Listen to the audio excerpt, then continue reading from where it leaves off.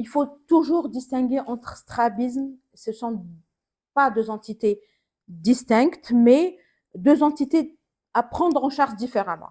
Le strabisme de l'enfant et le strabisme de l'adulte.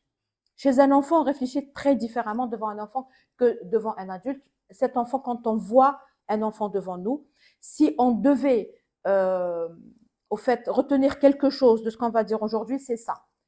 Devant un enfant qui vient avec un strabisme, vous êtes en consultation, il y a des parents qui viennent, qui vous disent شكيت وليدي عنده الحول ولا جداه قالت لك عنده الحول ولا c'est en général ça, c'est comme ça, ils savent pas. Donc quelles sont les questions qu'on se pose? S'agit-il d'un vrai strabisme ou d'un pseudostrabisme? S'agit-il d'une origine organique ou fonctionnelle? Est-ce que cet enfant a une amblyopie ou pas? Le reste est facile. Donc, trois questions principales.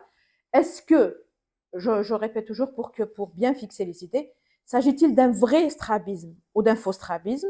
C'est-à-dire tout ce qui est, vous savez, après le épicanthus, pseudostrabisme, angle kappa, aussi angle kappa positif, négatif, ça peut prêter à confusion. Il y a aussi toutes les malformations, les craniosténoses, les malformations orbitaires, etc., qui donnent l'aspect d'un faux strabisme alors il s'agit pas d'un strabisme. Les axes visuels sont donc c'est un désalignement des axes visuels.